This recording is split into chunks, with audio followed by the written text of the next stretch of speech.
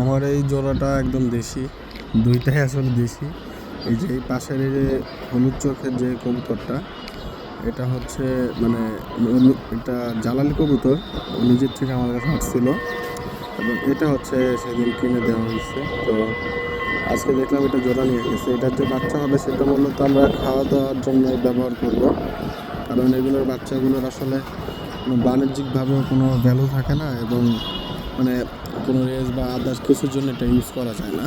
তো যদি বাচ্চাগুলো দেখতে ভালো হয় তাহলে হয়তো বা রাখতে পারে, আর যদি মনে করেন এইরকম মানে জানি তো ফাটাটার অনেক হবে, যদি এরকম হয় তাহলে আসলে এগুলো খেয়ে ফেলাই ভালো। তো দেখা যাক এটা আসলে কতদিন সময় লাগে ডিম দিতে। অলরেডি 8 দিন হয়ে গেছে, এবং আর মনে হয় না বেশি দিন লাগবে। দেখা যাক কতদিন লাগে ডিম দিলে। এটার অবশ্যই এটা থেকে বেবি উঠাবো, ওটা নির্ভর করবে আসলে যে বেবি কীরকম কী হয় সেটার উপরে।